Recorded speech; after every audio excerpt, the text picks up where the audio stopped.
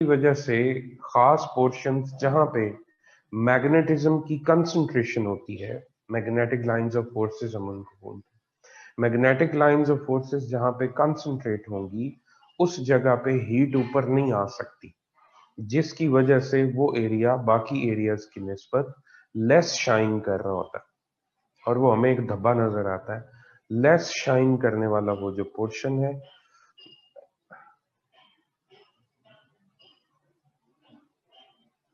अच्छा, तो less shine करने वाला वो जो पोर्शन है दैट इज कॉल्ड सनस्पॉट। ठीक है, उसके कुछ फीचर्स हैं, उसका size near the size of earth होता है और वो तकरीबन, ये जो मैग्नेटिज्म के अंदर वेरिएशंस आती हैं इसके पैटर्न्स होते हैं, स्पेसिफिक टाइम्स होते हैं। तो ये तकरीबन जो एक एक्टिविटी है ये 11 साल तक लास्ट करती है मायरा से। ठीक हो गया। तो सन स्पॉट वो सूरज के एरियाज हैं जहां पे टेम्परेचर सराउंडिंग के निस्बत मैग्नेटिज्म की वजह से कम होता है। Is it okay? अच्छा, दूसरी बात, isn't category planet anymore. Pluto जो है वो प्लैनेट नहीं है। प्लूटो क्यों प्लैनेट नहीं है, गौर से सुनिएगा। किसी भी प्लैनेट के प्लैनेट होने के लिए दो चीजें बहुत जरूरी हैं। नंबर वन, उसका फिक्स्ड ऑर्बिट हो, वो अपने ऑर्बिट से डिविएट ना करे। प्लूटो अपने ऑर्बिट से डिविएट करता है, कभी नेपच्यून की तरफ आ जाता है और कभी आगे किपर बेल्ट की तरफ चला जाता है। ठीक हो गया, एक मसला।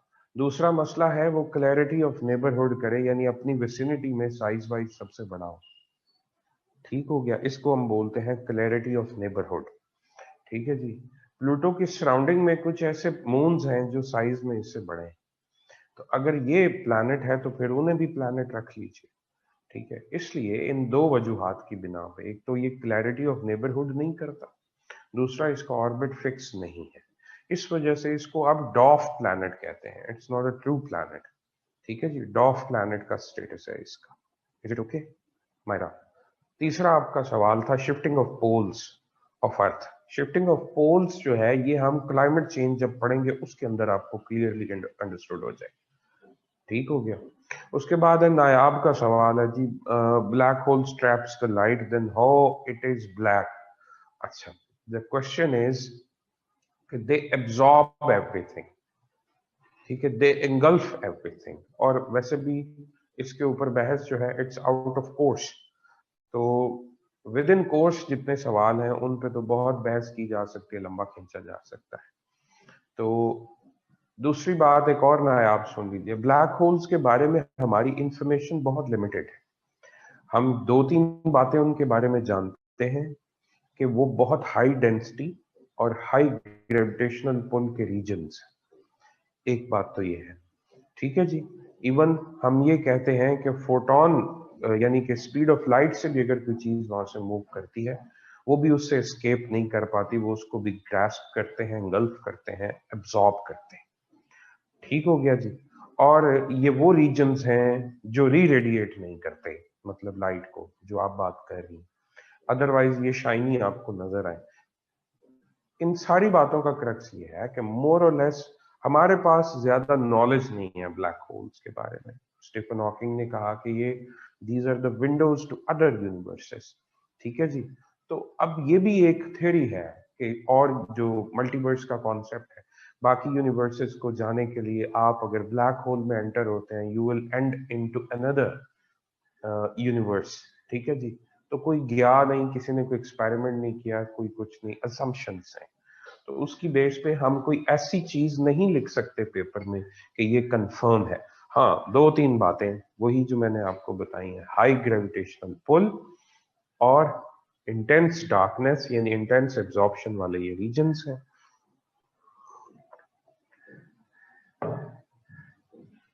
अच्छा खैर, वापस आएंगे। थैंक यू जी। रेवोल्यूशन ऑफ अर्थ, रोटेशन हमने पढ़ी और उसके इम्पैक्ट्स पढ़े।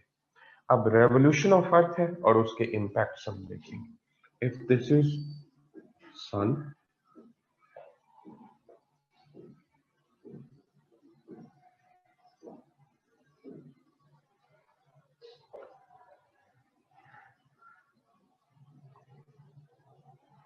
ये एलिप्टिकल ऑर्बिट है अर्थ का।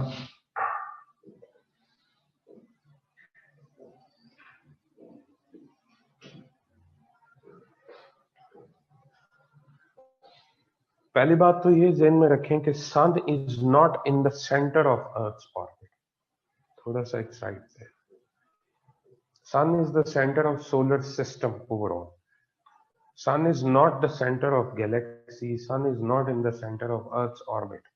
ठीक हो गया। अच्छा, एक तरफ फासला कम होता है, दूसरी तरफ फासला ज्यादा है। ठीक है जी। जिस तरफ वैसे सूरज और जमीन के दरमियान जो एवरेज डिस्टेंस हमने निकाला हुआ है, average distance between sun and earth is 150 million kilometre, 150 million kilometre. इसको हम 1 AU भी कहते हैं, 1 एस्ट्रोनॉमिकल यूनिट। अगर कोई आपसे ये पूछे कि एक एस्ट्रोनॉमिकल यूनिट कितना होता है, तो आप कहेंगे जितना जमीन और सूरज में फासला है, और वो कितना है? 150 मिलियन किलोमीटर। ये भी एक डिस्टेंस का यूनिट है, लाइट ईयर की तरह, मुख्तलिफ हेवनली बॉडीज के दरमियान डिस्टेंस को मेजर करने के लिए। अच्छा, अब इधर 1 AU नहीं होता, ठीक है जी। यहाँ पे 0.9 U समझो AU है, और यहाँ पे 1.01 AU के करीब होता है। ठीक है, इधर डिस्टेंस ज्यादा होता है, उधर डिस्टेंस कम होता है। जब डिस्टेंस कम हो,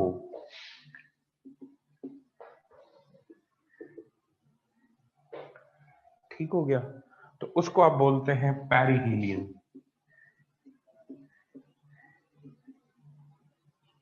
जब distance between sun and earth maximum हो, उसको आप बोलते हैं एपहीलियन।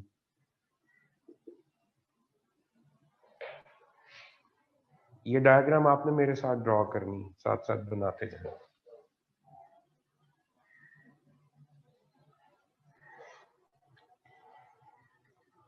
अच्छा, एक बात तो ये क्लियर होगी। दूसरी बात, अब मैं 4 पोजीशंस बनाऊंगा अर्थ की।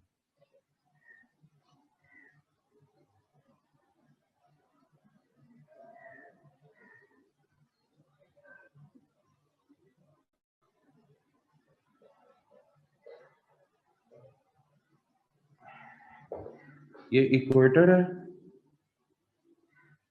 East west north south.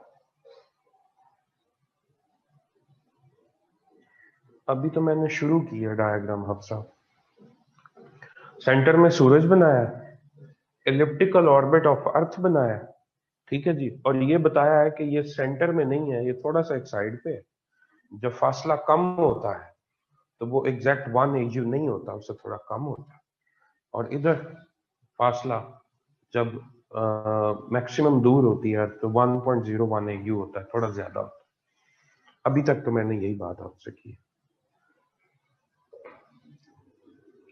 ये अर्थ का जब डिस्टेंस मिनिमम होता है, उस वक्त जनवरी का पहला हफ्ता या एंड ऑफ दिसंबर चल रहा होता। बहरहाल आप ये दिसंबर है,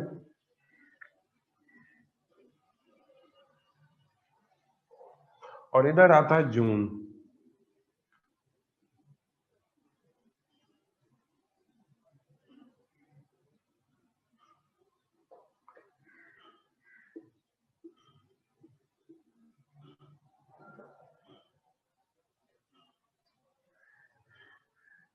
बोर्ड क्लियर नहीं है, मैं पिक्चर भिजवा दूंगा, मेरे हिसाब से तो क्लियर है।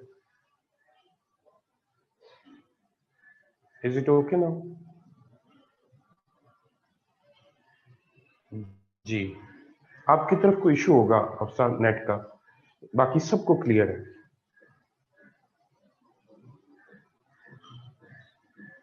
जी मुस्तफा, दुरुस्त। अच्छा जी, इधर जून आ गया, दिसंबर, जून। जून में ये मैक्सिमम मैक्सिमम फासले पे होती है।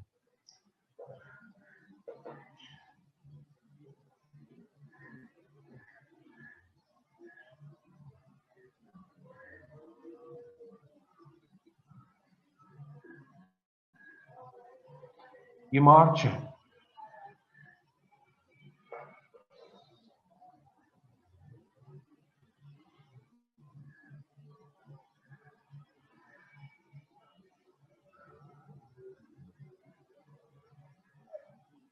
ये सितंबर है।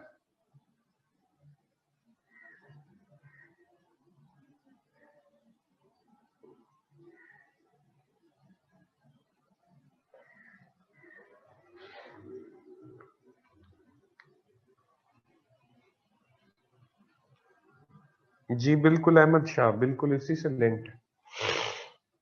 हम रेवोल्यूशन की वजह से फॉर्मेशन ऑफ सीजन्स की तरफ बढ़ रहे हैं।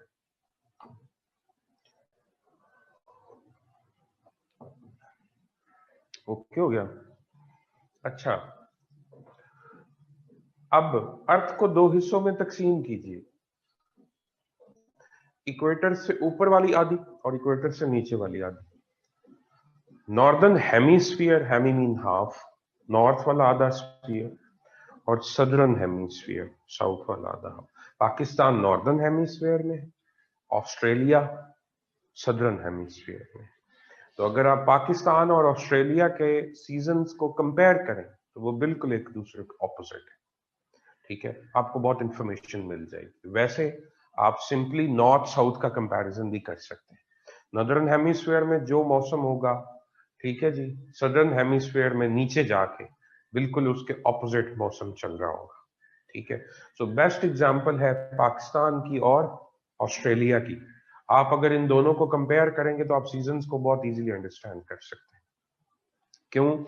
इक्वेटर के करीब जाके, यानी इक्वेटर से अगर 10 लैटिट्यूड नीचे और इक्वेटर से 10 लैटिट्यूड ऊपर आप ये कहें कि ऊपर सर्दी हो तो नीचे गर्मी हो, तो ऐसा नहीं होगा। आप ये कहें कि नहीं जी ऊपर नॉर्दर्न हेमिस्फीयर है नीचे सदर्न हेमिस्फीयर है, तो आप तो कह रहे उलट होना चाहिए, ऐसा नहीं है। इक्वेटर के करीब सीजन्स और तरह के होते हैं, पोल्स के ऊपर सीजन्स और तरह से बिहेव करते हैं। अब जो मिडिल लैटिट्यूड्स हैं जहां पे मैक्सिमम पॉपुलेशन है दोनों तरफ, नॉर्थ और साउथ में, वहां पे तकरीबन सीजन्स एक दूसरे का उलट होते हैं। इसलिए मैं कह रहा हूं कि उन रीजन्स के अंदर मिडिल लैटिट्यूड्स में पाकिस्तान और ऑस्ट्रेलिया की एग्जांपल्स बेस्ट एग्जांपल्स हैं। अगर आप इनको कंपेयर करेंगे तो आप सीजन्स को बहुत इजीली अंडरस्टैंड कर सकते हैं और लिख भी सकते हैं। पाकिस्तान इधर है, यहां ऑस्ट्रेलिया यहां है। E for Pakistan, A for Australia. अच्छा, दिसंबर में आपके यहां सर्दी होती, उधर गर्मी होती। आप ये भी सवाल कर सकते हैं कि दिसंबर में अर्थ जो है वो सूरज के करीब तरीन होती है, इसलिए गर्मी होनी चाहिए। अक्सर लोग ये कंफ्यूज होते हैं। डिस्टेंस जो है इफेक्टिव होता है, इफेक्ट करता है, लेकिन एक अकेला ये मेजरमेंट का यूनिट नहीं है, ये अकेला पैरामीटर नहीं है जो टेम्परेचर को डिसाइड करता है। टेम्परेचर को और भी बहुत सारे पैरामीटर्स हैं जो डिसाइड करते हैं। मसलन मरकरी सूरज के करीब तरीन है लेकिन हॉटेस्ट नहीं है, हॉटेस्ट वीनस है। ठीक है जी, उससे आगे है, दूर है सूरज से, लेकिन जो बाकी फैक्टर्स हैं वो डोमिनेट करके। वो कौन से हैं? यानी वीनस का स्लोली रोटेट करना और वीनस का उसके ऊपर CO2 का एटमॉस्फेयर होना, उसकी वजह से वीनस जो है वो ज्यादा हीट को ट्रैप कर लेता। ठीक है, as compare to Mercury. Mercury का एटमॉस्फेयर नहीं है, इसलिए उसका टेम्परेचर वहां तक नहीं पहुंच पाता। सो इस बात से कंफ्यूज नहीं होना कि हम करीब हैं तो हमें जो है वो हीट ज्यादा मिलेगी। इससे कहीं ज्यादा बड़ा फैक्टर है कि एंगल ऑफ रेडिएशन क्या है। जो सूरज से रोशनी आ रही, क्या वो सीधी आ रही है या टेढ़ी आ रही? अगर स्ट्रेट आएगी तो ज्यादा हीट आएगी छोटे एरिया में, यानी कम एरिया के अंदर ज्यादा रेडिएशन आए। अगर वो एंगल पे आएगी, स्कैटर होके आएगी, तो यूं समझो कि एरिया बढ़ता जाएगा और नंबर ऑफ रेडिएशन जो है वो कम होती जाएंगी। तो हीटिंग इफेक्ट रिड्यूस हो जाता है, ये टिल्ट ऑफ अर्थ की वजह से। सो नॉर्थ या नदरन हेमिस्फेयर, ऊपर वाला आधा स्फीयर, उस वक्त अवे फ्रॉम सन होता है, और सदर्न हेमिस्फेयर टुवर्ड्स सन होता है, फेसिंग सन होता है। इसलिए साउथ में गर्मी चल रही होती है और नॉर्थ में सर्दी चल रही होती है। आप सर्दियों में देखते हैं कि सूरज बिल्कुल आपके सर के ऊपर से नहीं गुजरता, एक साइड से गुजर रहा होता है। आप उस वक्त सूरज के बिल्कुल सामने नहीं होते, यू आर नॉट फेसिंग सन, जिसकी वजह से डायरेक्ट इंसुलेशन, स्ट्रेट रेडिएशन आप तक नहीं पहुंचती। इसकी वजह से आपके यहाँ हीटिंग इफेक्ट करीब होने के बावजूद रिड्यूस होता है। और जो साउथ है वो करीब भी है प्लस स्ट्रेट सनलाइट भी ले रहा है, इसलिए वहां पे शदीद गर्मी होती है दिसंबर के अंदर ही। ऑस्ट्रेलिया में दिसंबर वार्म सीजन है, उनके यहाँ भीगा भीगा दिसंबर नहीं होता, ये आपका ही होता है, ठीक है जी। लेकिन आपकी तरफ सर्दी चल रही होती है। सो नॉर्दर्न हेमिस्फीयर में दिसंबर में क्या होगा, विंटर, और नीचे क्या होगा, summer. Region, southern hemisphere is facing sun and northern hemisphere is away from sun. Done. अच्छा, एक पॉइंट तो ये। अब आ जाओ इधर जून में। अब सिचुएशन देखो, अब northern hemisphere is toward sun and southern hemisphere is away from sun, ये नीचे से इस तरफ है। सो नॉर्थ में जून में आपके यहां क्या होता है, समर, और नीचे क्या होगा उस वक्त, विंटर।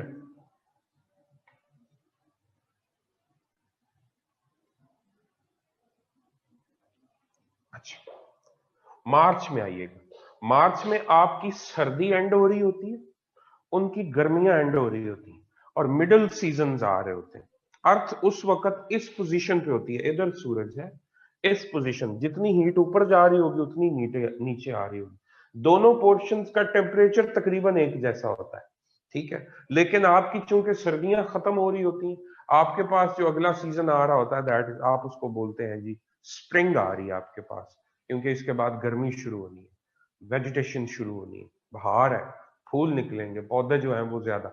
अच्छा, उनका क्या होता है, उनकी गर्मियां एंड हो रही होती हैं, ठीक है, आगे सर्दी ने आना है, उनकी खजां शुरू हो रही होती है, ठीक है। ओवरऑल टेम्परेचर तकरीबन माइल्ड होते हैं, ऊपर भी और नीचे भी। मार्च में आपके पास स्प्रिंग आएगा और उनके पास ऑटम आएगा।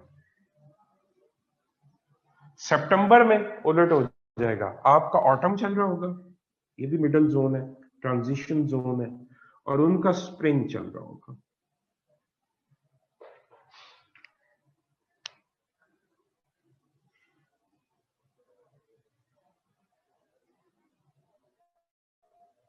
साथ साथ लिखते जाएं काइंडली। अच्छा जी, अब यहां पे एक कॉन्सेप्ट और आएगा, अभी किसी बच्चे ने लिखा भी था, सोलिस्टिस, और एक कॉन्सेप्ट और होता है इक्विनॉक्स, जब दिन और रात बराबर हो जाते हैं। सोलिस्टिस से मुराद है जब दिन की लेंथ और रात की लेंथ दोनों में फर्क मैक्सिमम होता है।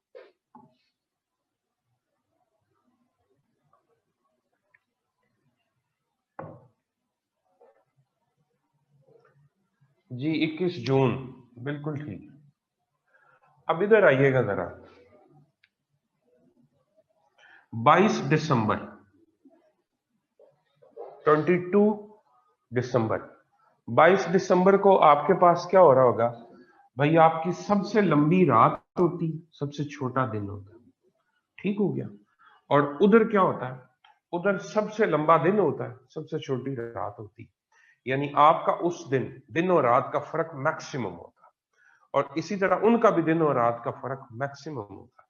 लेकिन आपका विंटर सोलिस्टिस होता है, विंटर सोलिस्टिस, और उनका समर सोलिस्टिस होता है।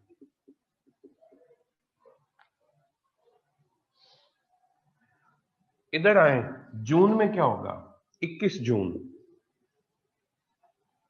आपका सबसे लंबा दिन और सबसे छोटी रात, और उनका सबसे छोटा दिन और सबसे लंबी रात।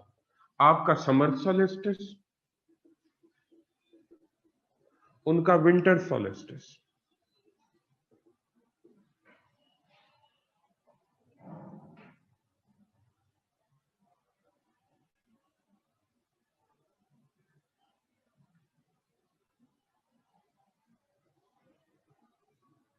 ठीक हो गया? इधर आए, दूसरा कॉन्सेप्ट, इधर इक्विनॉक्स आएगा। सोलिस्टिस इधर है, इक्विनॉक्स इधर है। इक्विनॉक्स जब दिन और रात 12-12 घंटे का हो जाता है, बराबर हो जाता है। ठीक है, आपका स्प्रिंग इक्विनॉक्स होगा 23 मार्च को, सॉरी 21 मार्च को, और 23 सितंबर को, 23 सितंबर और 21 मार्च। 21 मार्च को आपका स्प्रिंग इक्विनॉक्स है, उनका ऑटम इक्विनॉक्स है। Equinox means when day length and night length is equal. और सितंबर में उनका ऑटम इक्विनॉक्स होगा, और आपका स्प्रिंग इक्विनॉक्स होगा। सॉरी, आपका ऑटम इक्विनॉक्स, उनका स्प्रिंग इक्विनॉक्स होगा।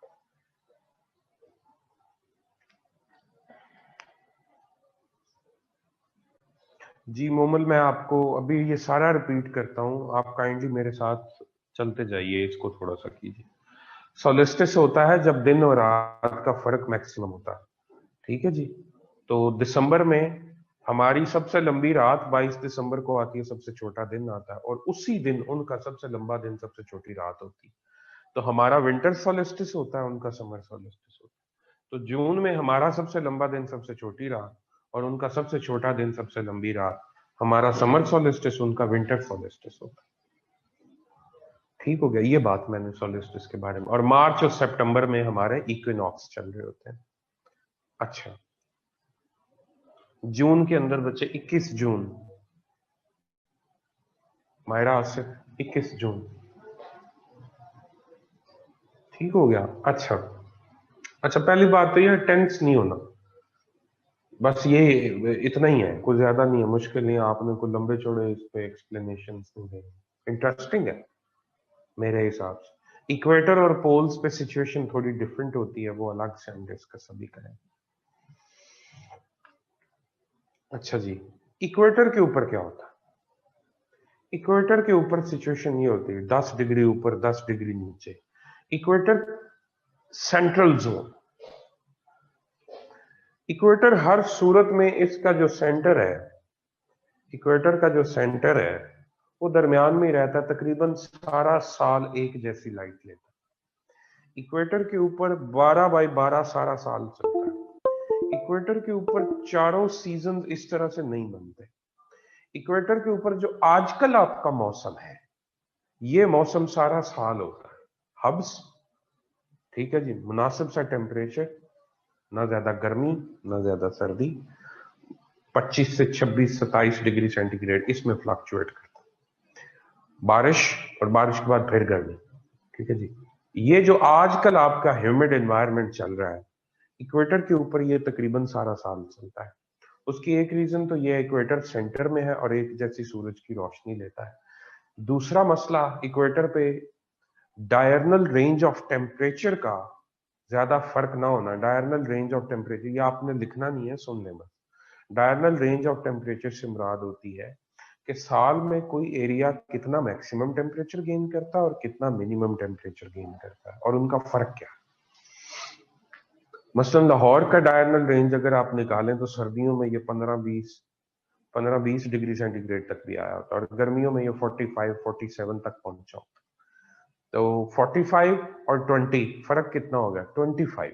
तो इसका डायरनल रेंज कितना है? 25 डिग्री का, इतना फर्क पड़ता है।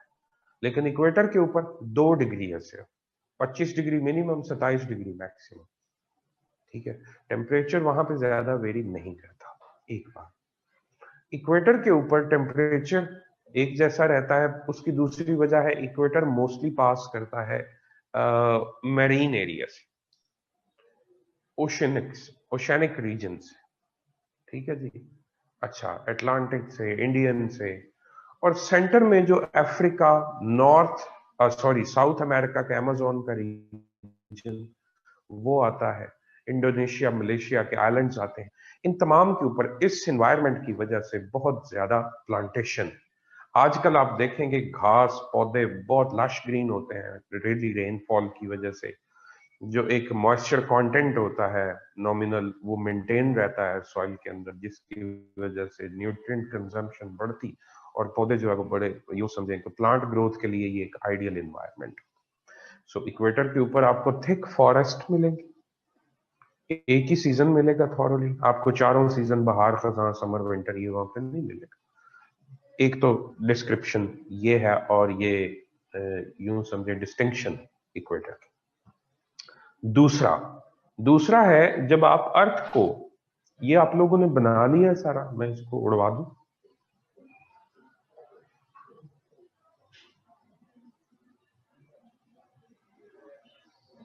मुझे पिक सेंड कर दें।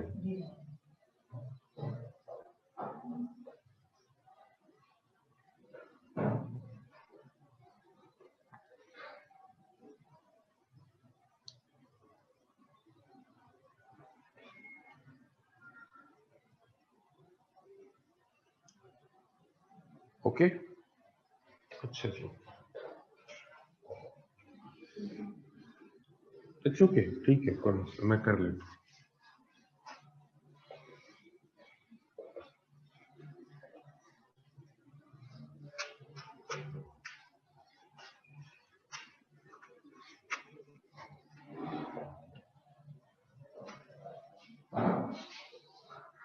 अच्छा जी, पिक्चर आपको वो भेज देते हैं। एक बात और सुनिए पोल्स के बारे में।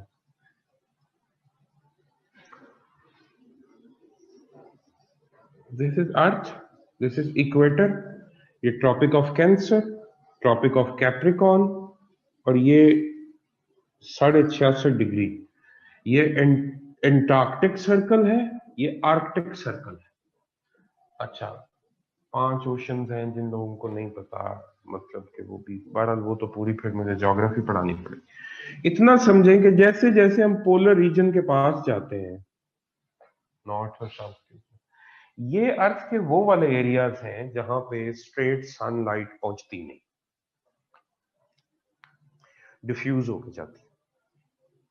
वो भी दोनों पे एट ए टाइम नहीं जाती, जो थोड़ा टिल्ट करके सूरज की तरफ होता है उस पे जाती है, जो थोड़ा अवे होता है उस पे बिल्कुल नहीं जाती। सो यहाँ पे सिचुएशन ये होती है कि 6 महीने तक एक पोल ऑर्बिट के अंदर सूरज की तरफ टिल्टेड रहता है और डिफ्यूज्ड लाइट लेता है, और मौसम वहां पे दिन नहीं रहता, रात होती। यानी उस जगह पे क्यों कि ये कोई ऐसी चीज तो है नहीं कि जब रोटेट करेगी तो अभी सूरज के सामने है तो बाद में सूरज से दूसरी तरफ हो जाए। ये इधर है, ये जितना भी रोटेट करता रहे इस पोजीशन में इधर ही रहना है। बात समझ रहे हैं, हम इस टिप की बात कर रहे हैं, इधर। तो अगर ये इस तरह है तो सूरज से रोशनी यहां पे पहुंचेगी, इधर नहीं पहुंच पाएगी। और अगर ये इधर आ गया और सूरज इधर है तो टॉप पे जाएगी, नीचे रोशनी नहीं जाएगी। 6 महीने दिन, 6 महीने रात। ठीक है, आधा ऑर्बिट एक पोल सामने रहता है, आधा ऑर्बिट दूसरा पोल सामने आता है। और वहां पे सिस्टम इसी तरह समझे जिस तरह डस्क होती है, डॉन एंड डस्क का जो मौसम होता है, यानी सुबह का वक्त, शाम का वक्त, बिल्कुल उस तरह की लाइट होती है। ठीक है जी। और डार्कनेस जब है तो 6 महीने फिर डार्कनेस है। टेम्परेचर बहुत रिड्यूस होता है, यूं समझें कि टेम्परेचर गोज अप टू -40 -50। ठीक है जी। पर्मा फ्रॉस्ट है, पोलर कैप्स हैं। ठीक है जी। जैसे जैसे ग्लोबल वार्मिंग बढ़ रही है, ये मेल्ट हो रहे हैं। ठीक है जी। और ये सारा कुछ आगे पोलर शिफ्ट और ये बातें हम डिस्कस करेंगे क्लाइमेट चेंज के लिए। सो मैं रिपीट करने लगा हूं, फिर से सुनिएगा। अर्थ का ऑर्बिट इलिप्टिकल है, अर्थ का 23.5 डिग्री का टिल्ट है। अर्थ जब अपने ऑर्बिट में रिवॉल्व करती है एंटी क्लॉकवाइज, तो उस वक्त ये सूरज से कभी एक वक्त आता है ये मिनिमम फासले पे होती है जिसको पेरिहीलियन बोलते हैं, और एक वक्त आता है ये मैक्सिमम फासले पे होती है जिसको एपहीलियन बोलते हैं। ठीक है। दिसंबर में हमारे यहाँ यानी पाकिस्तान यानी नॉर्दर्न हेमिस्फीयर में सर्दी, सदर्न में गर्मी। तो हमारे पास उस वक्त सबसे लंबी रात आएगी 22 दिसंबर को, और सबसे छोटा दिन आएगा, तो उसको हम बोलते हैं कि हमारे पास आ गया विंटर सोलेस्टिस, और उधर आ गया ऑस्ट्रेलिया में समर सोलेस्टिस। ठीक हो गया जी। उस वक्त southern hemisphere is facing sun, northern hemisphere is away from sun. जून में जाके सिचुएशन क्या हो जाती है? जून में सिचुएशन ये हो जाती है, northern hemisphere is towards sun and southern is away from sun, उलट हो जाता है। तो नीचे फिर सर्दी हो जाती है, ऊपर गर्मी हो जाती है। तो ऊपर फिर समर सोलेस्टिस आएगा 21 जून को, और नीचे आएगा विंटर सोलेस्टिस। मार्च और सितंबर के मिडल मंथ्स हैं जिनमें सीजन्स वेरी कर रहे, ट्रांजिशन फेजेस होती है। अर्थ टिल्ट करते करते एक ऐसी पोजीशन पे आती है कि ऊपर नीचे एक जैसी सनराइज आ रही होती है। ठीक है जी। ऊपर स्प्रिंग आएगा दिसंबर के बाद मार्च में, और नीचे ऑटम आएगा।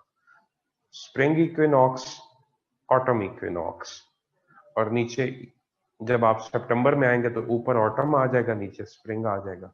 Autumn equinox, spring equinox.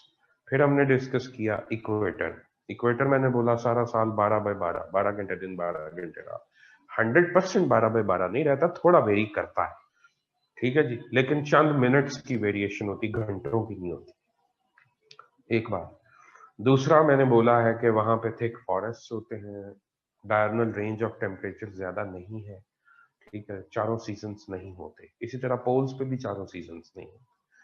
Polar areas और इक्वेटोरियल एरियाज को निकाल के बाकी जो अर्थ है वो मैंने आपको बाकी सारी बताई। अब पोलर रीजन्स के ऊपर क्या होता है? 6 महीने दिन और 6 महीने रात होती है। Is it clear? Understood? Yes और नो?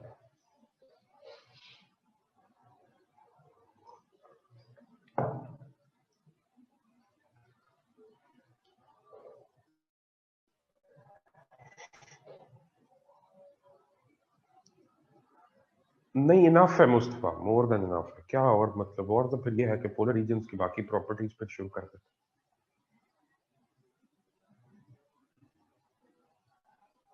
इनफ है मेरे हिसाब से, तो बच्चे इनफ है।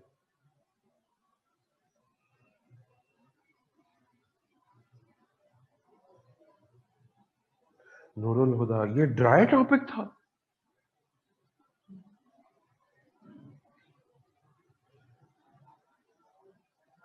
आर्कटिक सर्कल और एंटार्कटिक सर्कल, नुमान। नहीं नहीं, नूरुल हुदा मेरे हिसाब से तो बिल्कुल भी नहीं। बड़ा लड्डू पेड़े की तरह लजीज। मैं थोड़ा ड्राई हुआ हूँ, मुझे नींद आई हुई, ये कह लो। ठीक है, मैंने जरा जोश में तकरीरी अंदाज में आपको नहीं समझाया, मैंने आज जरा प्लेन अंदाज में आपको समझाया, तो इसलिए आपको ये खुश्क लग रहा होगा। मेरी तरफ से कुछ थोड़ी एनर्जी में कमी होगी। हाँ, यही मसला है। Interesting topic था।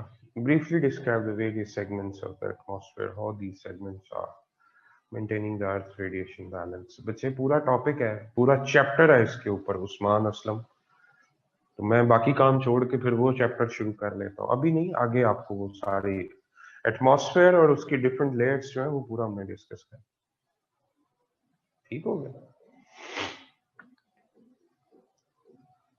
ओनली 5 नंबर का लिखना जी, बिल्कुल 5 नंबर का लिखना। चाय पी है, कॉफी बल्कि पी रहा हूँ। हैरानगी की बात है, मुझे चाय कॉफी से कोई फर्क नहीं पड़ता। पता नहीं किन को चाय पीने से नींद उड़ती है, मैं तो चाय पी के सोता हूँ। Asking for answer. Okay okay okay, ठीक है।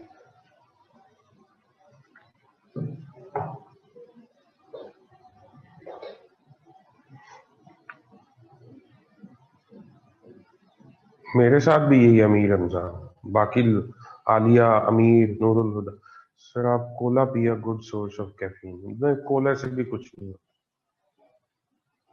मेरी नींद उड़ती है सिर्फ नींद पूरी करने से, वैसे नहीं उड़ती। बड़ी अच्छी बात है, जिन लोगों की नींद काफी रिजिड होती है अच्छा होता है, लंबी उम्र होती है उनकी। एस्प्रेसो दे दो, कुछ भी कर लो, कोई फर्क नहीं पड़ता।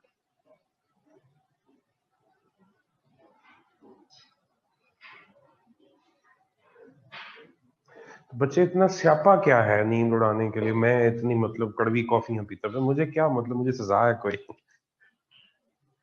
मुर्शिद को कुछ ना कहें, हसन अहमद कह रहा है सर चाहे मुर्शिद है, मुर्शिद को कुछ ना कहें। भाईजान हम कब कह रहे हैं? हम तो ये कह रहे हैं कि मुर्शिद जो है ना हमें रास नहीं। 23 सितंबर is autumn and spring weekend जी बच्चे, बिल्कुल ओके जी। Is it okay? अगला टॉपिक देखिएगा।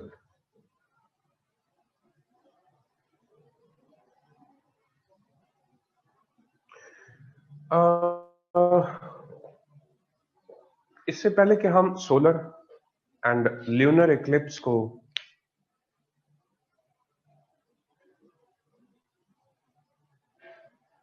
स्यापा क्या है नींद उड़ाने का? हाँ सोबिया नवाज, यही मेरा सवाल है भाई, इतनी मुसीबत क्या है नींद उड़ाने? आ रही है तो नींद करो, जब नींद पूरी हो जाए उठो, फिर अपना काम करो, फिर नींद आए फिर सो लो। नींद को जबरदस्ती उड़ाना दिमाग के साथ ज्यादती होती है, एवं अपनी मेमोरी वीक करने का काम है। गलत फहमी है आपकी। जो नींद पूरी करके जागने के वक्त अपना पूरा पोटेंशियल इस्तेमाल करते हैं वो बेहतर है। हफ्सा कह रही है सर जो सोते हैं वो खोते हैं। अल्लाह, कुछ खुदा का खौफ है, पता नहीं ये खोता कौन सा है, लौड़ियों वाला है या मतलब वैसे कोई चीज खो बैठना, ये वो वाला है? बिल्कुल सही है, राइट। एवं इतना काफी? क्यों इतनी भी नींद नहीं आई मुझे? वापस आए। अच्छा जी, पुट्ठी सीधी बातों पे इतने खुश होते हो, हंसते चले जाते हो। चीज खो बैठना सर, अच्छा अच्छा चलें कोई बात नहीं। इंसान आजाद है, कुछ भी कह सकता है आजकल फेसबुक पे, मतलब आप कुछ भी कह सकते हैं। Ethics, code of ethics media पे अप्लाई नहीं होते। शुक्र कर। जागने वाले को महरूम तो आलम रखा, सोने वाले से कहा सारी खुदाई दे। वाह वाह वाह वाह वाह, सोबिया नवाज, क्या कहने। अब ये तसव्वुफ शुरू हो गया जी। जागने वाले को महरूम दो आलम रखा, सोने वाले से कहा सारी खुदाई तेरी। वाह, बात बहुत दूर की है और समझने की बात है अगर कॉन्टेक्स्ट का पता चल जाए लोगों को। सो भाई वैसे भी साइंटिफिकली अगर आपको नींद आ रही, आप लोग ये जो रात को बहुत ज्यादा जागते हैं और अननेचुरल यानी कि जो हरकतें हैं, यानी जब आपको सोना चाहिए आप जाग रहे होते हैं, जिस एज में भी आप हैं आपको महसूस नहीं होगा। आफ्टर 10 years आप नोट करेंगे बाकायदा कि आपकी मेमोरी और जो पोटेंशियल है ब्रेन का वो वीक होना शुरू हो जाए। सो बहुत सारे लोग हैं जो इस रूटीन को खराब नहीं करते and they remain strong mentally, उनकी मेंटल एबिलिटीज स्ट्रांग होती हैं। ये स्लो पॉइजन है। आप जितना ज्यादा जागेंगे, गैर जरूरी, आप ये समझते हैं मैं रात को बड़ा अच्छा पढ़ लेता हूँ, तो दिन को कोई आपको क्या कहता है, मतलब मारता है कोई आपको दिन को फिर? या दिन के वक्त आप एक्चुअली रूटीन रिवर्स होगी, रात को पढ़ना है और सुबह के वक्त जो है वो सोना है। तो ये नहीं, और ये जितने भाषण दे रहे हैं कि जो सोते हैं वो खोते हैं, माजरत से ये सारे खूब टिका के दिन को सोते हैं। ठीक है, तो कुछ सिर्फ 6, हाँ तो 6 आवर्स ठीक है, काफी होती है, और देना।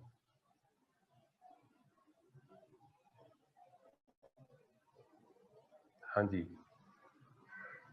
But can't study in day time, my mind works only at night. जी जी, मैं यही कह रहा हूँ कि बहुत सारा sir I have a rule that not work after 12 AM। बेहतरीन है, इसको भी 11 AM करो और सुबह जल्दी उठें, उठ के शुरू करें, फ्रेश माइंड होता है उस वक्त। ये सियाने कहते थे, हमें भी समझ नहीं आती थी जब हम स्टूडेंट थे ना, हम भी यही जिद करते थे, और यार हमें मारते हैं सुबह उठे नहीं जाता। बेसिकली वो हमारा लेजीनेस है, हमारी सुस्ती है, हम उसके ऊपर काबू नहीं पा रहे। ठीक है जी, और हम उसके सामने बिल्कुल स्लेव बने बैठे। ठीक है, तो सारी रूटीन हमने डिस्टर्ब की होती। बहरहाल जी वापस आए, अगर ये ज्यादा ही बड़ा बन गया, if this is sun,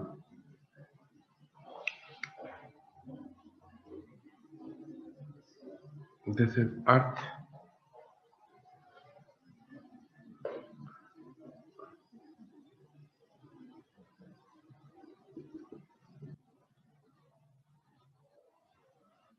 this is the orbit of the moon। अच्छा, अराउंड द अर्थ। सोलर और ल्यूनर इक्लिप्स को अंडरस्टैंड करने से पहले ये बात जहन में रखें कि फेजेस ऑफ मून को अंडरस्टैंड करना जरूरी है। पहले तो ये कोर्स का पार्ट होता था, हम पढ़ते थे इसको बगैर, लेकिन अब ये नहीं रहा। ठीक है, इसलिए मैं ज्यादा डिटेल में नहीं जाऊंगा, आपको इसके फेजेस ऑफ मून की सिर्फ पोजीशंस बता के तो आपको एक्लिप्सेस पे ले जाऊंगा, ताकि अंडरस्टैंडिंग प्रॉपर डेवलप हो जाए और आप भूल ना सके। टॉपिक बहुत आसान है, इस पे सवाल आए छोड़ने वाला नहीं होता। सिमिलरली सीजन्स पे सवाल आए छोड़ने वाला नहीं होता। बेहतरीन डायग्राम बनाए, थोड़ा थोड़ा एक्सप्लेन कर दें, ज्यादा नंबर मिलेंगे। ठीक है, क्योंकि इसमें गलती नहीं होती, कोई एक्स्ट्रा नॉलेज नहीं होता, स्ट्रेट चीजें। ठीक है, अच्छा, सपोज दिस इज मून, तो चांद जो है, जो आपको दिखता है, जो यहाँ पे आप रात को चांद जिस तरह का आपको दिखता है, मैं सिर्फ वो ड्रॉ कर, पूरे का पूरा 3 डायमेंशनली मैं ड्रॉ नहीं कर सकता। अच्छा, वो कोई आप नेट पे मॉडल देख लीजिएगा फेजेस ऑफ मून का यूट्यूब से, वैसे जरूरत नहीं है क्योंकि आपका टॉपिक नहीं है।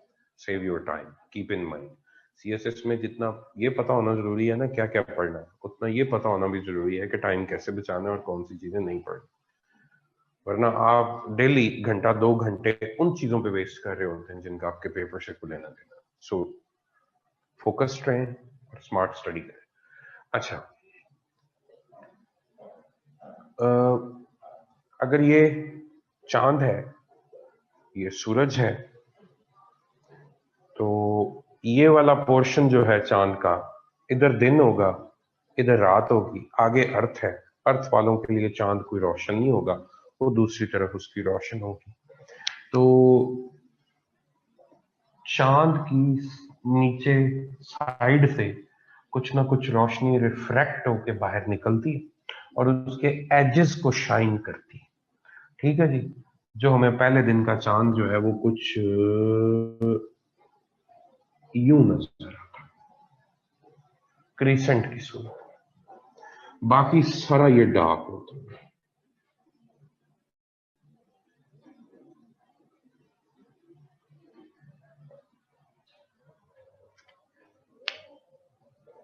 बारिश है आई थिंक। अच्छा जी, तो पहले दिन का चांद जो नीचे से क्रिसेंट आपको नजर आता है उसको आप बोलते हैं न्यू मून। अच्छा, देखते जाइएगा, अब आहिस्ता आहिस्ता जैसे जैसे ये ऊपर जाएगा इसका हिस्सा इस तरह से सामने आता जाएगा सूरज के कि वो रोशन होता जाएगा और आपको भी ज्यादा वो दिखना शुरू हो जाएगा। सपोज जब ये इधर पहुंचेगा तो ये इतना रोशन हो चुका होगा, बाकी डार्क होगा। तो इसकी वैक्सिंग शुरू हो चुकी है, you will say it's waxing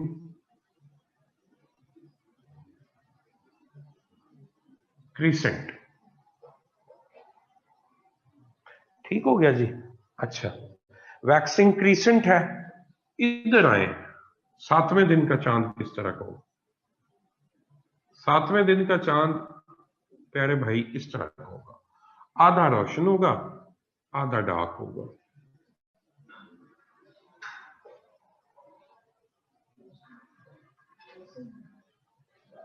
धूप है कि बादल है? अच्छा, फर्स्ट हाफ, और ये होगा फर्स्ट क्वार्टर में। चांद का महीना 28 दिन का होता है, 7 दिन, 14 दिन, 21 दिन, 28 दिन। So first quarter, second quarter, third quarter, fourth quarter. So first quarter आप बोलेंगे फर्स्ट क्वार्टर है या आप बोलेंगे फर्स्ट हाफ है। इधर आए, जब इस जगह पे आएगा तो अपने हाफ से ज्यादा रोशन हो चुका हो और बाकी डार्क हो। जब कोई राउंडेड चीज अपने हाफ से ज्यादा रोशन होती है तो उसको हम गिब्बस बोलते हैं, GIBBOUS। तो हम कहेंगे ये वैक्सिंग गिब्बस है। अभी भी वैक्सिंग हो रही है, साफ हो रहा है। इधर आ जाए, जब इधर चांद आएगा तो पूरे का पूरा रोशन होगा। उसकी वो वाली साइड जो अर्थ की तरफ है, उस सारे की सारी आपको लेट नजर आएगी। 14वीं का चांद, फुल मून।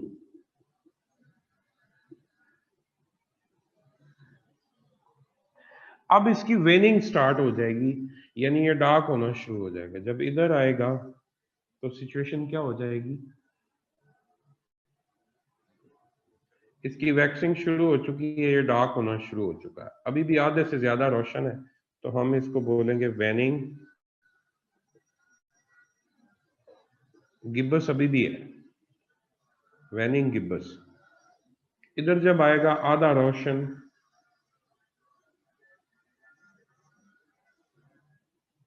और आधा डार्क हो चुका हो, इसको सेकंड हाफ या थर्ड क्वार्टर बोलेंगे। दूसरा क्वार्टर ये था, थर्ड ये। इधर आ जाए तो क्या सिचुएशन होगी, इतना सा रोशन रह जाएगा, बाकी सारा डार्क हो चुका होगा।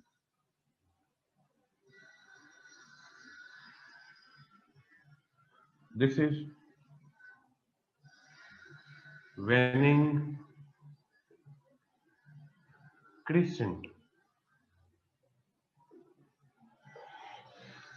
और वापस जाएगा, एक दिन कंप्लीट गायब होगा, फिर उससे अगले दिन जो है वो फिर क्रिसेंट की सूरत में आपके पास न्यू मून की सूरत में निकल आएगा। ये कुछ फेजेस ऑफ मून है जो आप हर महीने देखते हैं। अब इनमें जो सवाल आपके दिमाग में भी आ रहा होगा, दो फेज बड़े इंपॉर्टेंट है, new moon and full moon.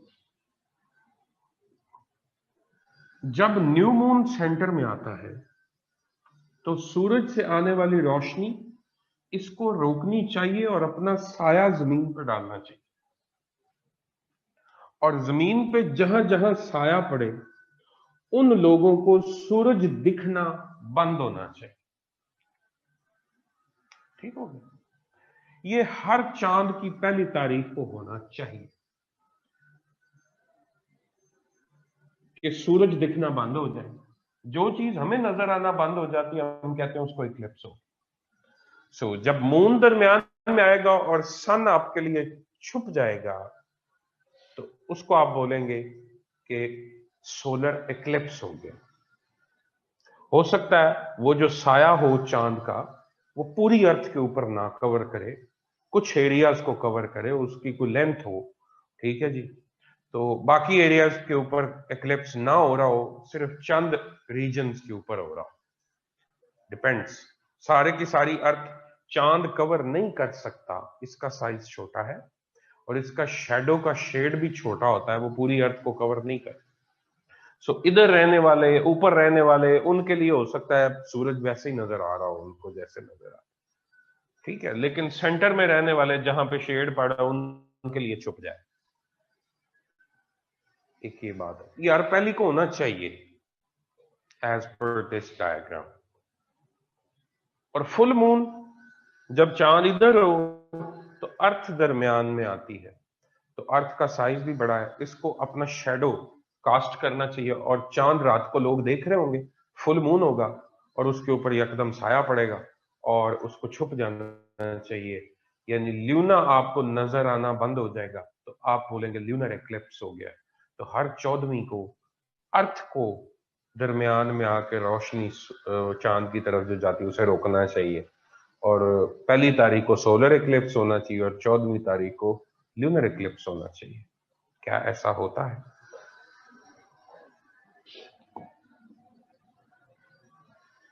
वजह, अगर ऐसा नहीं होता तो आपको क्या वजह समझ में आती? मूवी में होता है, मूवी को छोड़।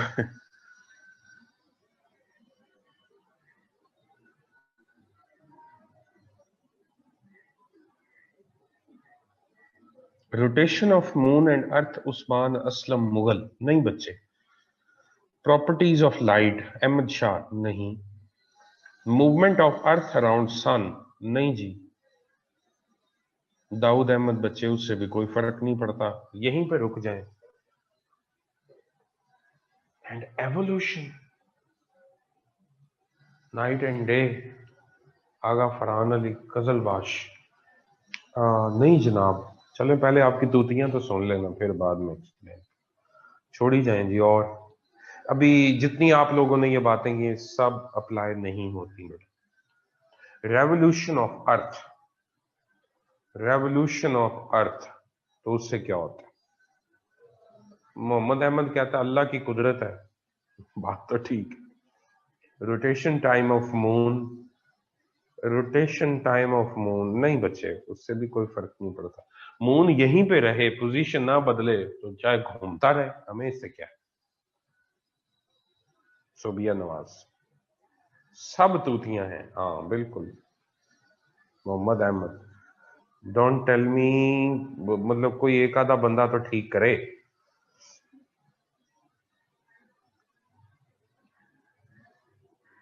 शाबाश शाबाश, दिमाग लड़ाएं। मून सराउंड करता है अराउंड अर्थ, मतलब इस गल का की मतलब है। Revolution of moon, Jahanzeb Khan भाई देखें, आप लोग इससे कंफ्यूज क्यों हो रहे हैं? मैं चले एक और चीज ड्रॉ करता हूं।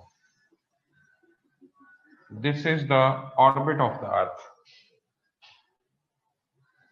ठीक है। मून इज 3D, तो मैं कब कह रहा हूं 2D? अच्छा, अर्थ जो है वो इस तरह जिधर जिधर अर्थ जाएगी, अगर यही अर्थ इधर हो, अर्थ इधर हो, तो चांद इसके गिर्द यूं मूव करेगा। इधर उसका पहली डेट होगी, इधर उसकी 14वीं तारीख होगी, उससे क्या फर्क पड़ता? कोई फर्क नहीं, डायरेक्शन तो यही रही। मैंने ऐसे बना दिया, आप ऐसे बना लें, ऐसे बना लें, ऐसे बना लें, ऐसे बना लें, जैसे दिल अपना। अर्थ ने अपने ऑर्बिट में रहना है और चांद ने उसको बिल्कुल उसके साथ उसी तरह से चलते जाना। नथी है वो उसके साथ, नहीं पता फिर। Reflective properties of earth and moon, नहीं नहीं अहमद, आप जो ऑप्टिक्स में जा रहे हैं ये वो नहीं है खाता। Tilted orbit of moon, Jawadul Hasan, शुक्र है एंड पे किसी ने बिल्कुल सही बात कर दी और हम जो है वो करीब करीब पहुंच गए। अब देखें जी, ये मोहम्मद जवादुल हसन, थैंक यू बेटा। इसको यूं समझें कि आलिजा, प्यारे भाई, मोहतरम दोस्तों, ये इस तरह नहीं है कि अर्थ, मून और सन ये तीनों एक ऑर्बिट में एक प्लेन पे नहीं है। एक प्लेन से मुराद, अगर मैं इन तीनों को एक टेबल पे रख दूं तो ये तीनों एक प्लेन पे होंगे। पहली बात तो ये है कि ये ऊपर नीचे हैं। दूसरा, मून का maybe they are not lined up perfectly. Zahida Farooq ji, अब बातें ठीक हो रही हैं, यू आर राइट। अच्छा, बिल्कुल ये लाइंड अप नहीं है, आप सही कह रही। यूं देखिए, ये ऑर्बिट भी इस तरह नहीं है, ऑर्बिट टिल्टेड है। अब समझ आ रही?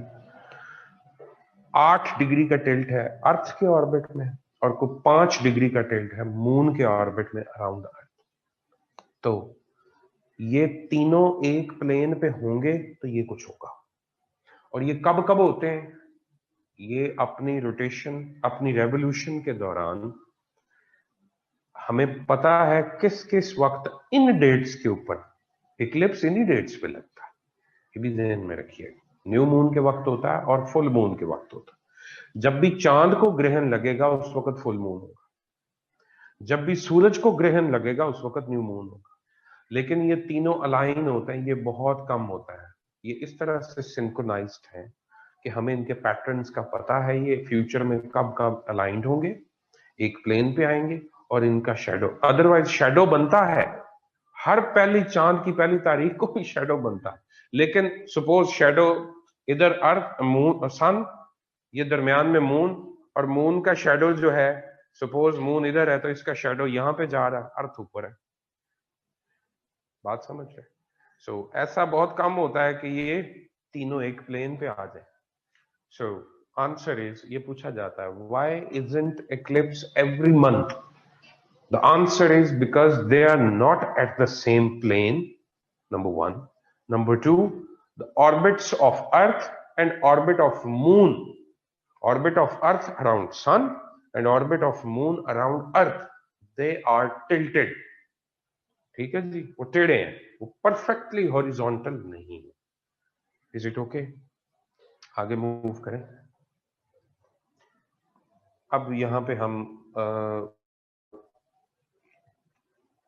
इसको हम कोशिश करते हैं कि यहीं पे हम एक्लिप्स बना दें। लो जी, बाकी चीजें तो गई भाड़ में।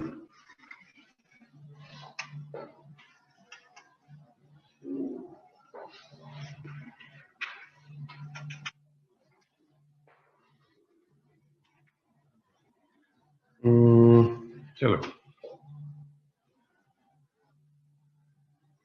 पहले ये पोजीशन समझो। शाहरुख सारा सुलेमान सर भी डिग्रीज वाला, degrees of earth and moon tilt, 8 degree का टिल्ट अर्थ के ऑर्बिट में और 5 डिग्री का टिल्ट मून के ऑर्बिट में। इज इट ओके सारा?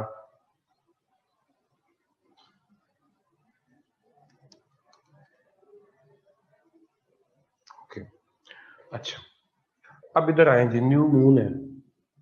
सिचुएशन ये बन गई है कि मून सेंटर में आ गया और सामने अर्थ है।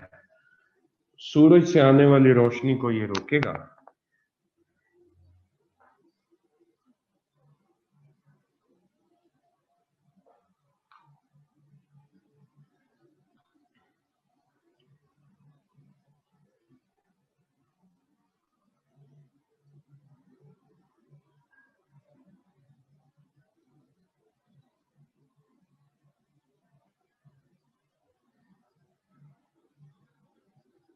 शैडो के 2 पार्ट्स बनेंगे।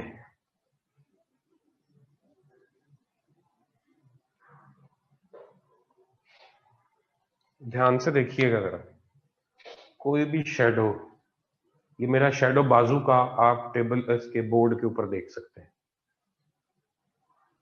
क्या सारा एक जैसा है? सेंटर से डार्क है और इसके जो एजेस हैं वो लेस डार्क है।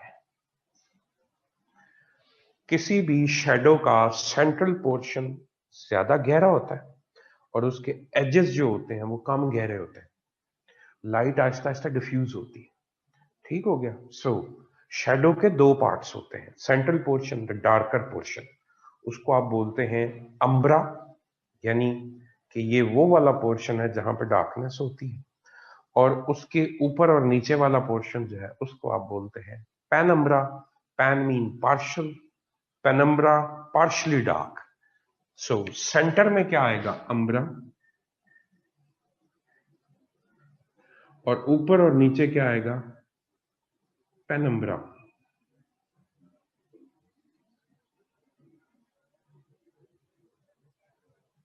तो कुछ लोग पेनम्ब्रल पोर्शन में होंगे यानी कम डार्कनेस होगी, और कुछ लोग ज्यादा डार्क पोर्शन में होंगे जिसको हम बोलते हैं अम्ब्रल रीजन। ठीक हो गया? सो कहीं पे पेनम्ब्रल, जब सूरज नजर आना बंद हो जाएगा तो अर्थ के ऊपर रहने वाले लोगों के लिए कहीं पे पार्शियल इक्लिप्स होगा और कहीं पे टोटल इक्लिप्स होगा, यानी उनको बिल्कुल सूरज नजर आना बंद हो जाएगा और रोशनी बिल्कुल, यानी कि बिल्कुल रात नहीं होती लेकिन डार्क शाम की मौसम जैसा होता है बस। ठीक हो गया। कहीं पे टोटल होगा, कहीं पे पार्शियल इक्लिप्स होगा। और एक और नाम दिया जाता है जब ये बिल्कुल सेंटर में आता है, ठीक है जी, तो चांद की सराउंडिंग पे, यहां पे यूं समझो चांद की जो सराउंडिंग होती है वो लिट होती है, वो रोशन होती है। एक रिंग डेवलप होता है जब सेंटर में डिस्क आती है चांद की, तो उसको आप बोलते हैं एनुलर एक्लिप्स। ठीक है जी, उस वो रिंग की तरह का होता है, छल्ला सा बना होता है साइडों पे, रेड कलर का वो नजर आ रहा होता है। बहरहाल आपसे वो लिंक्ड नहीं है। रिंग ऑफ फायर भी जी बिल्कुल, जायदा फारूक, रिंग ऑफ फायर भी उसको कहते हैं और एनुलर एक्लिप्स भी बोलते हैं।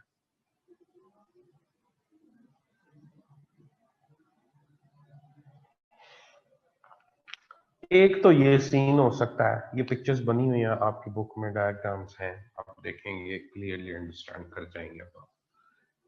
ये है सोलर एक्लिप्स, यानी आप जमीन पे रह रहे थे, सूरज देख रहे थे, यकदम दरमियान में आहिस्ता आहिस्ता चांद आ गया और आपको सूरज दिखना बंद हो गया। जो चीज आपको नजर आना बंद हो जाएगी, दैट वुड बी द एक्लिप्टेड, उसको एक्लिप्स होगा।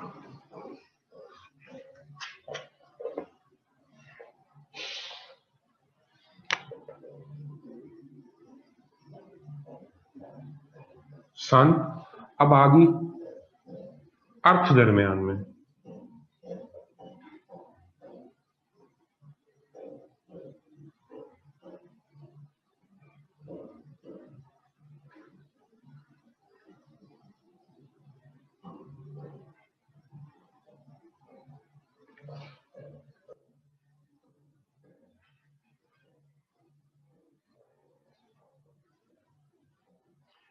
सेंटर में क्या बनेगा?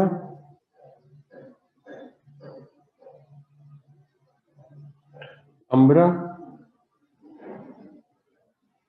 ऊपर क्या होगा? पेनम्बरा।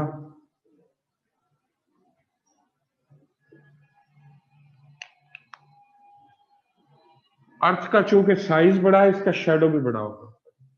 अब चांद का ऑर्बिट ये है, चांद अगर यहां पे होगा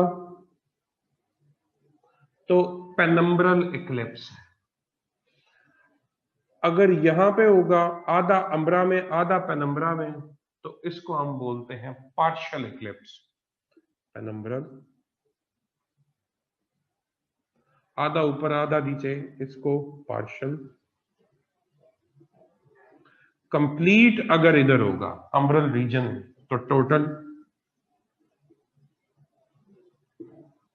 फिर आधा बाहर आधा अंदर, फिर पार्शियल हो सकता है और फिर पेनम्ब्रल हो सकता है। कोई भी फेज है जो आप देख सकते हैं, डिपेंड्स के पोजीशन किधर।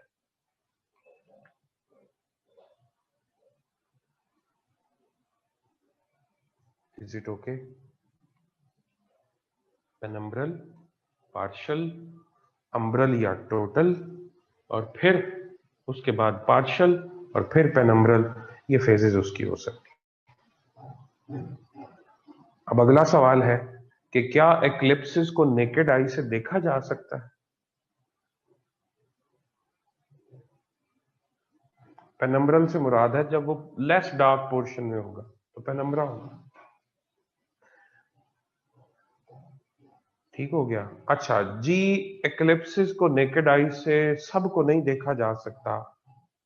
नहीं नहीं उस्मान असलम, देखा जा सकता है, एक को देखा जा सकता है। जब चांद को ग्रहण लगा होता है और आप यहां पे खड़े होकर इसको देख रहे होते हैं, तो उस वक्त आपकी तरफ कोई लाइट नहीं आ रही होती, कोई रेडिएशन नहीं आ रही होती, you are not facing sun.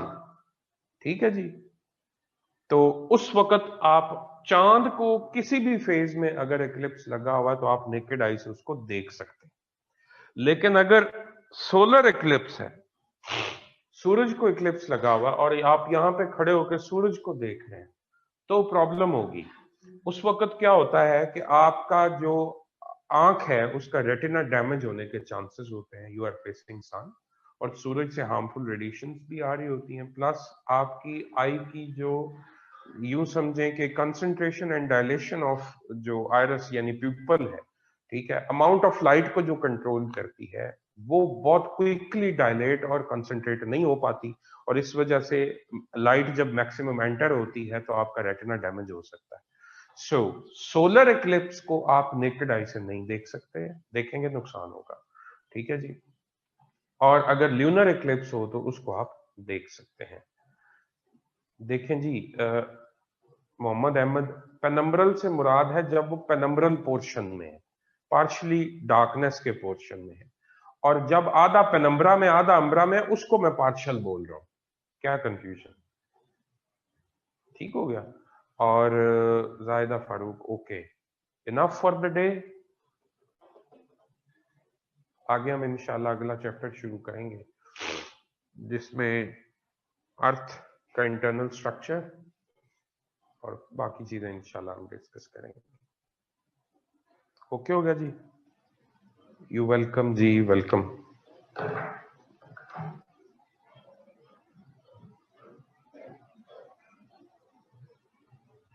Thank you. Ultraviolet light is visible but infrared light is not visible. False जी। थैंक यू जी, thank you Hasan Ahmed. Okay बच्चे, अल्लाह हाफिज।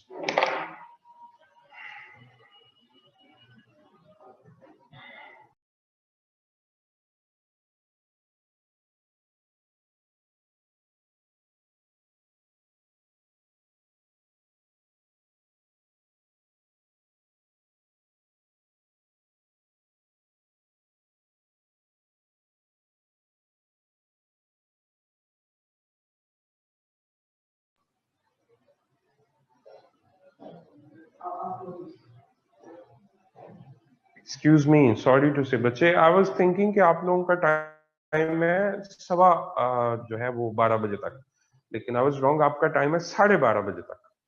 ठीक है, तो अभी हमारे पास 12-13 मिनट हैं, तो हम कुछ और कर सकते हैं इफ यू डोंट माइंड। तो दोबारा से दिमाग को वापस उसी जगह पे लेके आए, ठीक है? अच्छा,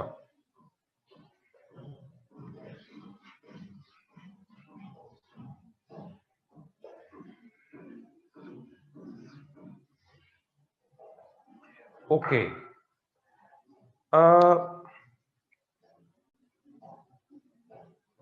नहीं नहीं नहीं, जल्दी छुट्टी क्या करनी है? कोई बस एक डायग्राम आपको बनवाता हूं। जी जी, ये सब कुछ चैप्टर 1 से है, लेकिन रोटेशन एंड रेवोल्यूशन अगले चैप्टर में दी हुई है, लेकिन उसका यहाँ पे करना ज्यादा बेहतर था।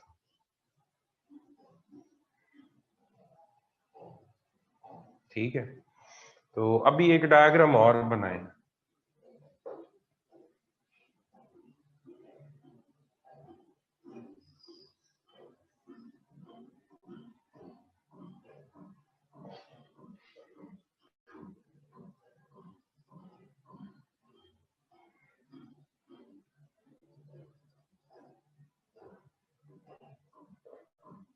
अर्थ और अर्थ की आउटर मोस्ट लेयर जिसको आप बोलते हैं क्रस्ट,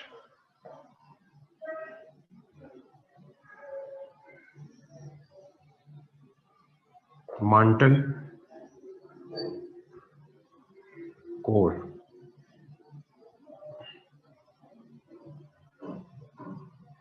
ये मांटल है, मांटल को 2 हिस्सों में तकसीम किया जाता है।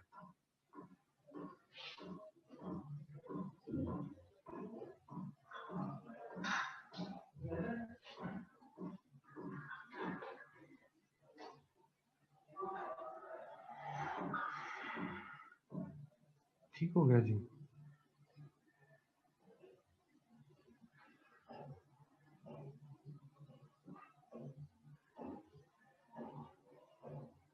अपर मांटल,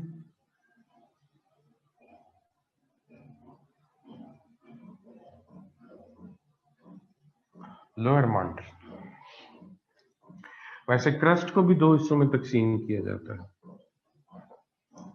ओशियानिक क्रस्ट जो ओशंस के नीचे है, और जो आउट ऑफ वाटर है उसको continental crust.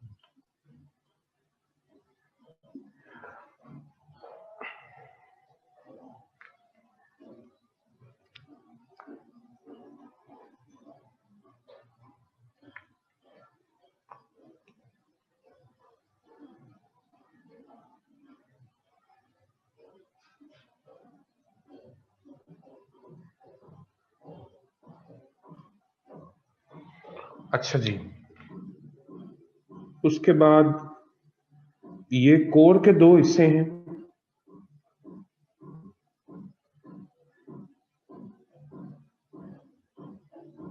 Outer liquid core,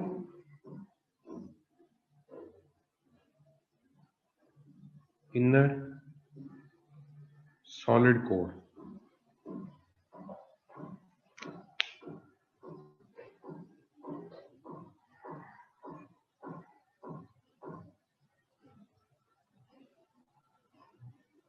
ठीक हो गया।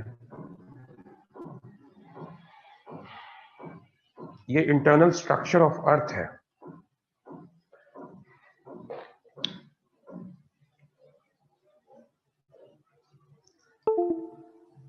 इनकी पहले थिकनेसेस लिखें।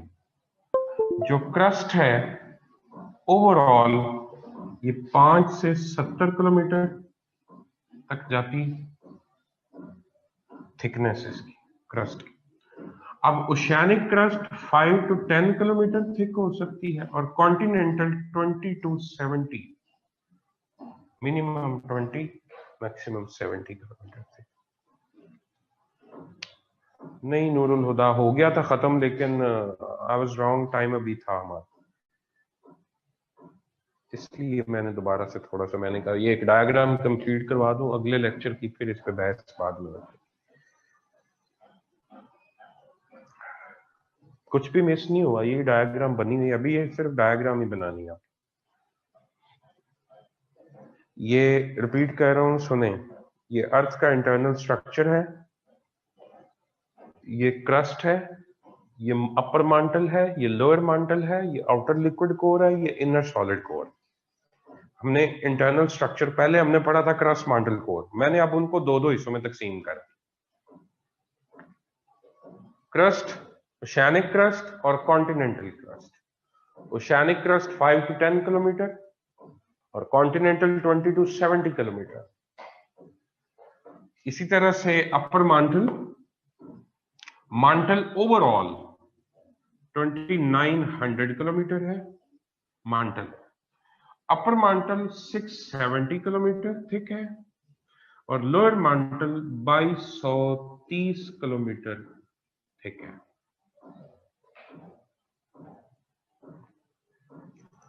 आउटर लिक्विड कोर और inner solid core, core overall 3500 kilometre thick है।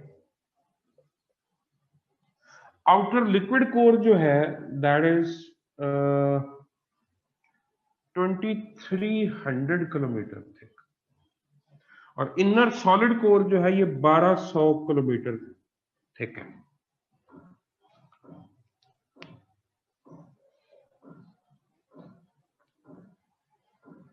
ये कुल मिला के तकरीबन 6400 बनता है रेडियस के बराबर सारी थिकनेस।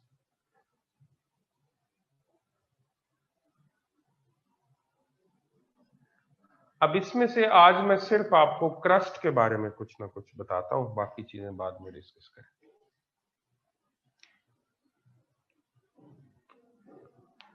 क्रस्ट जो है ओशियानिक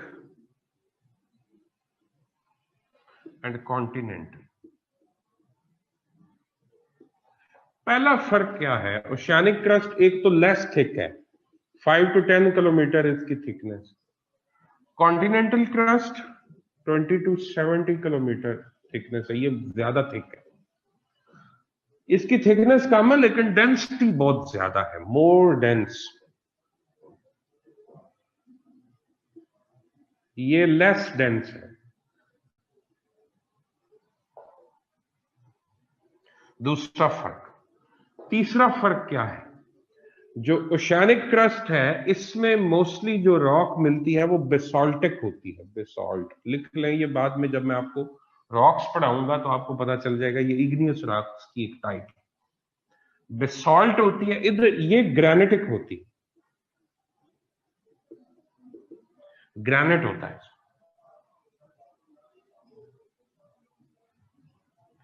दाऊद अहमद, डेंसिटी से मुराद है कि ये आयरन, आप लिख लें, it behaves like iron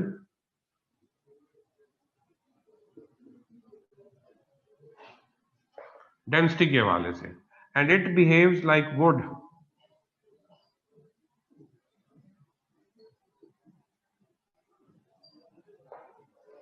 oceanic crust can sink, ज्यादा डेंसिटी की वजह से अगर इस पे प्रेशर आप डालेंगे तो ये मांटल में धंस सकती है, सबडक्ट कर सकती है। कैन सिंक,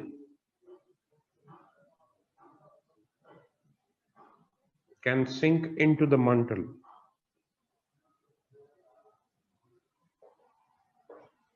नेवर सिंक्स, ये लकड़ी कभी डूबती देखी आपने? हमेशा फ्लोट करती है। कॉन्टिनेंटल क्रस्ट यानी कि ये जो आपके कॉन्टिनेंट्स हैं, Africa, Asia, north south America, Australia, Antarctica, ये सारे के सारे जो हैं ये कॉन्टिनेंटल क्रस्ट, तो ये नीचे मांटल में नहीं धंस सकते। ठीक हो गया। ओशियानिक और कॉन्टिनेंटल दोनों के अंदर जो कंपोजिशन है इन दोनों की, उनमें सिलिकॉन और एल्यूमिनियम डोमिनेट करते हैं। सियाल, इधर भी सिलिकॉन एंड एल्यूमिनियम डोमिनेट करते हैं। दोनों की कंपोजिशन मोर और लेस, ये बाकी एलिमेंट्स भी हैं लेकिन जो सबसे ज्यादा है वो ये है। बच्चे बोर्ड की पिक्चर सेंड करें। आपने जो बात याद रखनी है वो ये है कि भाई ओशियानिक क्रस्ट जो है वो डेंस होती है और वो नीचे धंस सकती है, नीचे डूब सकती है, मंटल के अंदर जा सकती है। लेकिन जो कॉन्टिनेंटल क्रस्ट है वो कभी भी मंटल के अंदर सिंक नहीं करती, सबडक्ट नहीं करती, नीचे डूबती नहीं है। ये बात आपने नहीं भूलनी, ये मैंने आगे 2 चैप्टर इसकी बेस पे आपको करवाने। आपने ये याद रखना है, जो कॉन्टिनेंटल क्रस्ट है ये लकड़ी की तरह है, इसकी थिकनेस बेशक ज्यादा है लेकिन इसकी डेंसिटी कम है, इसकी कंपैक्शन कम है। डेंसिटी से मुराद दाऊद अहमद, इसकी कंपैक्शन कम है जिसकी वजह से ये फ्लोट करती। Is it clear? ओके हो गया। पिक्चर आपको मैं सेंड करवा रहा हूं। अब मैं लेक्चर एंड कर रहा हूं। स्टे ब्लेस्ड और इंशाल्लाह फिर मुलाकात होगी।